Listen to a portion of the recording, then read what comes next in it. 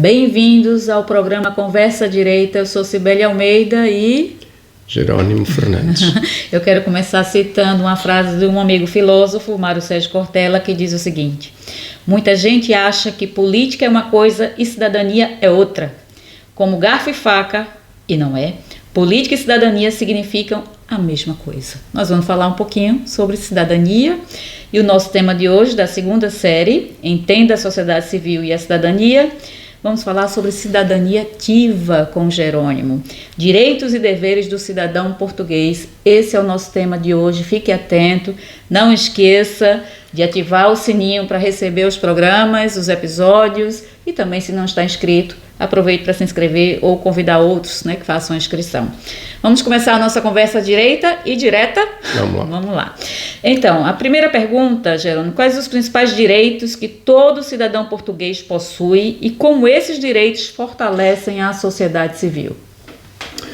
Bom, os direitos, desde logo nos Estados democráticos, dizem respeito ao exercício da cidadania, e a cidadania não se esgota nas obrigações, nos deveres cívicos de votação, que é praticamente aquele em que, e pasme-se, na sociedade portuguesa, já quase, ou antes, já excede 50% o número de pessoas, de eleitores, que nem sequer esse dever cívico exercem. Eu estranhei quando cheguei aqui, a questão da abstenção é muito alta. Pois, é muito alta porque na década de 70, imediatamente após o 25 de Abril, houve uma grande mobilização política, houve uma grande expectativa de todos os setores da sociedade, porque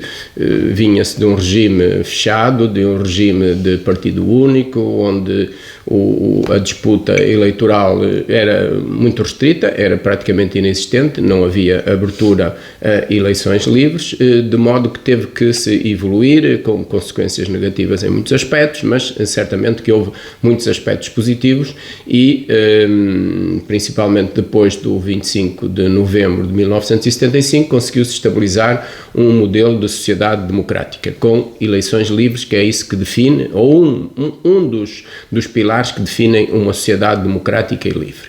Bom, a mobilização da sociedade não tem sido muita para a participação política, porque as expectativas que foram propostas à sociedade ao longo destas últimas décadas saíram goradas, isto é, do ponto de vista social e do ponto de vista do desenvolvimento económico, as populações veem-se a marcar passo e a perder capacidade de... Então, um dos direitos é o voto, mas não é utilizado. Exatamente, não se limita, não se restringe e não se fica só por esse direito, mas há todos os direitos de participação na sociedade, entre os quais o direito associativo, que é o tema desta nossa série. O direito associativo é a faculdade que todos os cidadãos têm de modo espontâneo, de modo livre, de modo a se poderem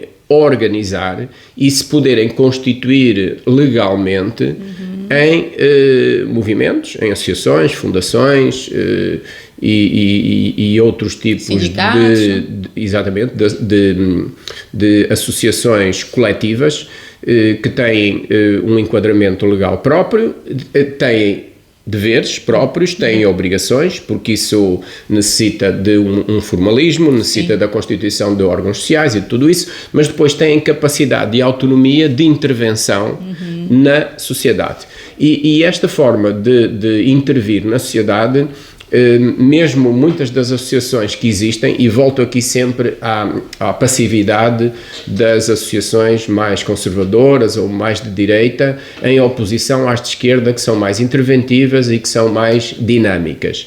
Há muita disponibilidade no mercado, digamos, na sociedade, para que as associações vão, através de diversas formas, ir em busca do exercício do seu objeto, em procura do seu objeto. Ou seja, nomeadamente a nível das autarquias, a nível das freguesias e a nível dos municípios, existem programas e existem tempos próprios para as associações se candidatarem a intervenção do ponto de vista social, do ponto de vista lúdico, do ponto de vista desportivo, do ponto de vista cultural, do ponto de vista histórico, do ponto de vista de desenvolverem atividades portanto, divulgação do património cultural. Portanto, existem programas que estão disponíveis, volto a repetir, porque isto praticamente não é sabido da maior parte da população. Sim. E mesmo algumas associações legalmente constituídas e que têm o seu exercício com um determinado objeto, que tem um determinado fim, às vezes não estão alertadas para esta realidade. Ou seja, existem programas, volto a repetir, existem projetos e é questão das pessoas, os órgãos sociais, não é? As suas direções, portanto os órgãos legalmente constituídos dessas associações, se informarem acerca dos tempos próprios para se candidatarem a esses projetos de desenvolvimento. Esses projetos normalmente têm um financiamento próprio para a pessoa desenvolver, para a pessoa coletiva, no fundo é também uma pessoa, a associação, desenvolverem o seu projeto em determinado sentido. Isto é fundamental porque, repito, estou a repisar o assunto. Sim. As associações de esquerda estão muito atentas e são as que se mobilizam recursos, e as que utilizam estes recursos. Portanto, esta é uma das formas, se nós não conseguirmos passar outra mensagem, se esta mensagem para mobilizar muitas associações, independentemente de serem mais ou menos conservadoras, não interessa. O que é preciso é que a sociedade civil, que as pessoas organizadas, porque individualmente normalmente não se tem poder. Nós temos uma situação, por exemplo, aqui em Braga, do orçamento participativo. Exatamente. Que individualmente, sem ser uma associação, você pode participar e contribuir com o orçamento, com algum projeto que você vai poder ter esse recurso para desenvolver na cidade. Então, há, de fato, por meio de associações, ou o cidadão, individualmente, pode conseguir esses recursos, esses programas que o Jerônimo tem falado. Falou dos direitos, fala um pouquinho dos deveres do cidadão em relação a sua participação na sociedade civil. Os deveres é algo que está que está relativamente afastado, principalmente nas últimas décadas, nos últimos anos, fruto deste desmando mais do progressismo da esquerda. Para termos deveres, é como na família, é como em qualquer grupo. Primeiro temos que ter deveres. É o dever, desde logo, de pertencermos ao grupo, de pertença. E esse dever de pertença implica alguma partilha, implica responsabilidade, implica que abdiquemos de algum até amor próprio, algum egoísmo para o bem comum, para o bem comunitário, para o bem daquela sociedade e transposto ao nível de um país, de uma nação, também nesse sentido. Ou seja, nós, em primeiro lugar, o modelo educacional tem alienado muito a responsabilidade e os deveres que deviam vir em primeiro lugar para depois se poder usufruir de direitos. Porque ninguém pode exigir direitos se não disponibilizou alguma do seu contributo para o bem daquela comunidade. É sempre assim. Pois. Foi sempre assim que os grupos se associaram. O trabalho voluntário é importante, né? Porque muita gente não quer ser voluntário porque não tem retorno financeiro, certo? Exatamente. Então, uma das formas de começarmos, se calhar, a mobilizar um pouco esta deriva que nos tem preocupado muito, principalmente nestes últimos anos, e que já tem levado à conflitualidade social, porque ninguém é receptivo, ninguém aplaude a conflitualidade social. Agora, se os problemas não são resolvidos e não são devidamente tidos em conta, e isso também é a obrigação de quem vê que os seus deveres e os seus direitos não estão a ser salvaguardados, tem que se mobilizar para dar o seu contributo, seja, repetindo, em termos individuais, seja associando-se. Quais seriam os maiores obstáculos que os cidadãos portugueses enfrentam para exercer uma cidadania ativa e como é que eles poderiam ser superados? Porque eu quero ser cidadão ativo nessa sociedade. Que obstáculos eu tenho? Desde logo tem que se fazer por isso. A vida, quando viemos à vida, ninguém disse que ia ser fácil. Nós começámos logo por berrar. Quando saímos ao mundo, não há bebê, não há recém-nascido que se venha a rir. Portanto, vem chorando. Entrar neste mundo é um processo difícil, onde a evolução da sociedade é feita sempre através do sacrifício dos nossos antepassados, que permitiram que nós possamos agora usufruir deste estado de desenvolvimento social e económico. É certo que nós, por exemplo, aqui em Portugal, ou nos países que nos são mais próximos culturalmente, apesar de, principalmente aqui na Europa, vivemos na zona mais desenvolvida no mundo. E quando nos queixamos de que Portugal tem déficits de desenvolvimento económico, social e cultural, isto é posto em perspectiva. Claro que nós não gostamos de ser os últimos dos melhores, não é? Portanto, nós temos sempre que nos comparar, devemos nos comparar com os melhores e, portanto, por isso, devemos fazer por isso. Como é que o cidadão pode ter, que obstáculos tem? Desde logo, a sociedade portuguesa é uma sociedade muito conservadora e muito marcada por um grande domínio das instituições do Estado. É muito dependente de tudo quanto diz respeito ao Estado. A subsidiodependência, a dependência do emprego público, seja a nível individual, seja a nível empresarial, as empresas estão sempre à espera que o Estado contribua. Pois, eu lembrei muito do nosso deputado Gabriel Mittag, que fala da autorresponsabilidade. Exatamente, é aí que toca o ponto. Enquanto nós não conseguirmos dar a volta a este modelo, que é um modelo que já vem de muito longe, tem causas históricas que demorariam um pouco, mas muito rapidamente Portugal, na Idade Média, não teve um desenvolvimento do feudalismo como a maior parte dos reinos europeus. Na maior parte dos reinos europeus, apesar de haver um monarca absoluto, deu sempre oportunidade, origem a que o desenvolvimento de poderes que se contrapunham ao rei, poderes dentro da nobreza e dentro do feudalismo, porque tinham poder, desde logo poder territorial e poder com guerreiros, com, portanto, armas que conseguiam contrapor, e o rei tinha que negociar com esses grupos que o ajudavam a manter a unidade territorial. Ao invés, em Portugal, isso nunca foi muito desenvolvido.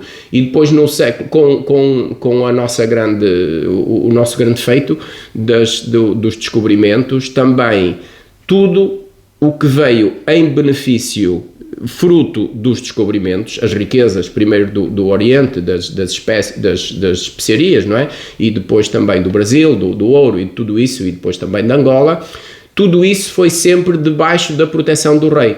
Todos aqueles que se faziam ao mar iam sempre sobre o domínio do monarca absoluto. E depois pagavam os seus contributos. E depois ele, em retribuição, dava-lhe as capitanias, não é? No Brasil, dava-lhe o poder de exercerem o seu poder sobre uma porção do território. Isto para dizer o quê? Que a autonomia da cidadania em Portugal esteve sempre muito limitada. Depois tivemos, portanto, o fim do rei, do absolutismo, embora tivéssemos um período de parlamentarismo ainda no século XIX, na monarquia. Depois tivemos o fim da monarquia, um fim violento. Tivemos a Primeira República, que foi exatamente o inverso, toda a gente mandava, era governos que duravam umas semanas, anarquia absoluta, portanto foi o resultado da implantação da Primeira República. Depois dessa anarquia teve que vir a ordem, teve que se impor a ordem, foi a Segunda República, foi o golpe de Estado que teve origem em Braga. E depois veio a Terceira República, que também virou mais um bocado no sentido contrário. Portanto, isto é um movimento pendular que está mesmo a pedir uma Quarta República para ajustar aqui um pouco. Pois, muito bem, nosso tempo está ao fim, e eu queria uma última questão, na verdade uma convocatória. convidar os nossos ouvintes a participar, o que é que eles concretamente poderiam fazer para que houvesse uma cidadania mais ativa, que fosse um cidadão mais ativo, o que é que concretamente eles poderiam fazer? Podia fazer uma convocação para a gente poder concluir o nosso... Sim, a convocatória é... Claro que numa sociedade que está submetida a dificuldades, as pessoas, os seus cidadãos, a dificuldades económicas, a dificuldades sociais, a dificuldades de habitação, dificuldades de emprego, às vezes não sobra muito tempo para exercer outras formas de intervenção ativa na sociedade. Claro que isto é óbvio, mas temos que fazer algum sacrifício, aqueles que podem, os que podem fazê-lo ativamente e aqueles que podem transmitir a sua mensagem, pois convocar outros para que esta ação possa ser levada por diante. E volto aqui um pouco a uma citação do Tocqueville, que nos Já diz... estou com vontade de ler esse livro. Exatamente. E que nos diz assim a propósito, vem mesmo a propósito, não estava à espera, mas vem assim. O Tocqueville, refletindo acerca das associações públicas e políticas de massas, diz o seguinte: é só em grandes associações que o valor geral da associação se manifesta. Quando os cidadãos tiverem a faculdade e o hábito de se associarem para todas as coisas, associar-se-ão de tão bom grado para as pequenas como para as grandes. Mas se não puderem associar-se senão para as pequenas, não encontrarão sequer vontade e capacidade de o fazer. Ou seja, só com movimentos de alguma expressão, associações diversas que depois possam interagir, que possam funcionar em rede e que se possam mobilizar para objetivos comuns, as tais associações grandes de que falava o Tocqueville, é que serão efetivas, é que terão capacidade de intervenção sobre os poderes instituídos, que é isto que se pretende. Os poderes instituídos são legalmente instituídos e são para exercer o seu poder, mas tendem a enquistar e a funcionar em modelo fechado e às vezes perdem o contacto com a realidade. E é aqui que a sociedade civil tem todo o seu valor e tem toda a obrigação para promover um melhor desenvolvimento social, económico, cultural e por aí adiante, como esperemos que venha a acontecer. Muito bem, muito obrigada, Jerônimo. Foi realmente um episódio da gente refletir a respeito disso. Lembrei de uma frase de um amigo, não sei se era dele ou de outro autor, que dizia: o todo fortalece as partes que fortalece o todo. Exatamente. O todo fortalece as partes que fortalece o todo. Vamos fortalecer as associações, que ela vai fortalecer o todo, que é a sociedade civil, certo? Nós terminamos o nosso 4º episódio e hoje falamos sobre cidadania ativa, direitos e deveres do cidadão português. O próximo episódio será com a Mônica e nós vamos falar no 5º episódio sobre a educação cívica e o papel das escolas, né, na questão da formação do cidadão. Vamos falar sobre a verdadeira cidadania, não é? Muito bem, muito obrigada, Jerônimo, por mais um episódio e até o próximo. Até a próxima.